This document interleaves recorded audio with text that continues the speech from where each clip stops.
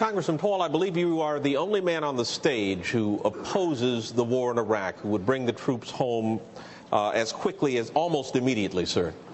Are you out of step with your party? Is your party out of step with the rest of the world? If either of those is the case, why are you seeking its nomination? Well, I think the party has lost its way because the conservative wing of the Republican Party always advocated a non-interventionist foreign policy. Senator Robert Taft didn't even want to be in NATO. George Bush won the election in year 2000 campaigning on a humble foreign policy, no nation building, no policing of the world. Republicans were elected to end the Korean War. The Republicans were elected to end the Vietnam War. There's a strong tradition of being anti-war in the Republican Party. It is the constitutional position. It is the advice of the founders to follow a non-interventionist foreign policy. Stay out of entangling alliances. Be friends with countries. Negotiate and talk with them and trade with them. Just think of the tremendous improvement relationships with Vietnam. We lost 60,000 men. We came home in defeat. Now we go over there and invest in Vietnam. So there's a lot of merit to the advice of the founders and following the Constitution. And my argument is that we shouldn't go to war so carelessly. When we do, the wars don't end.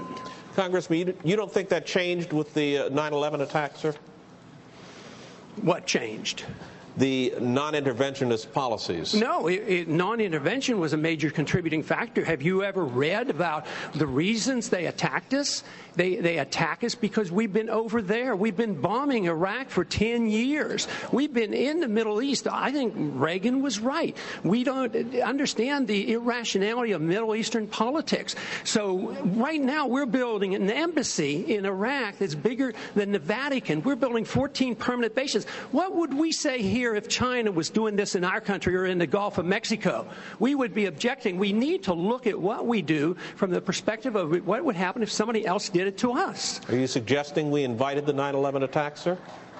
I'm suggesting that we listen to the people who attacked us and the reason they did it. And they are delighted that we're over there because Osama bin Laden has said, I am glad you're over on our sand because we can target you so much easier. They've already now, since that time, have killed 3,400 of our men, and I don't think it was necessary.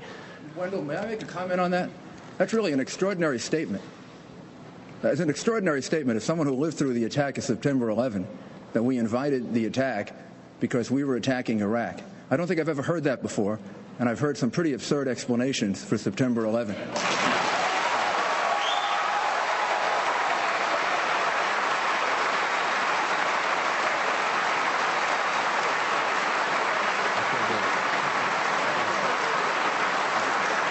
I would ask the congressman to withdraw that comment and tell us that he didn't really mean that. Congressman? I believe very sincerely that the CIA is correct when they teach and talk about blowback. When we went into Iran in 1953 and installed the Shah, yes, there was blowback.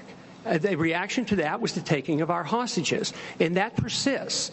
And if we ignore that at our own risk. That if we think that we can do what we want around the world and not incite hatred, then we have a problem. They don't come here to attack us because we're rich and we're free. They come and they attack us because we're over there. I mean, what would we think if we were if other foreign countries were doing that to us? Can I have 30 seconds, please? No, wait a second. We'll all get 30 seconds. They are coming. We all want 30 seconds to talk about this.